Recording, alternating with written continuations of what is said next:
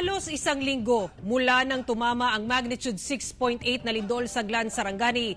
Pero nangangamba pa rin ang mga residenteng tinamaan ng landslide sa isang barangay sa bayan. Narito ang report ni Abby Caballero ng GMA Regional TV 1 Mindanao.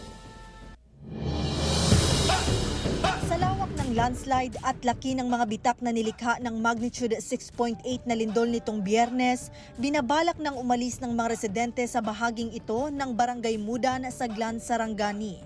6 lang naman ang pamilya sa lugar kung saan may namatay na mag-ina matapos matabunan ng gumuhong lupa ang kanilang bahay. Ting kuyawa, oy, murag nakain mo kong hurot namin.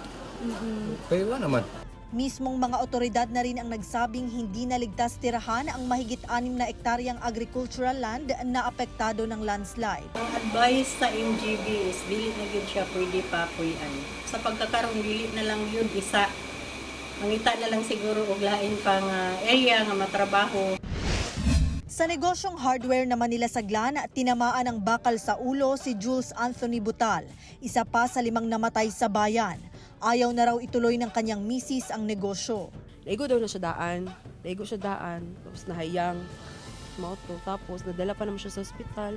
Isang bahay ang naitalang totally damaged sa bayan, habang mahigit 80 bahay at establishmento naman ang partially damaged. Kaya sa ibang government building muna nag-oopisina ang mahigit 300 empleyado ng munisipyo. Nauna nang isinailalim sa state of calamity ang bayan. We cannot use our quick response fund unless we will declare a state of calamity. Pero yung quick response namin napakaliit lang po. 7 million lang po yung quick response fund namin. Naramdaman din sa Glan ang intensity 2 ng pagyanig dulot ng magnitude 6.1 na lindol pasado 10:00 ng umaga na ang sentro ay nasa Balot Island, Davao Occidental. Wala namang naitalang pinsala ang panibagong pagyanig. Mula sa GMA Regional TV 1 Mindanao, Abby Caballero, nagbabalita para sa GMA Integrated News.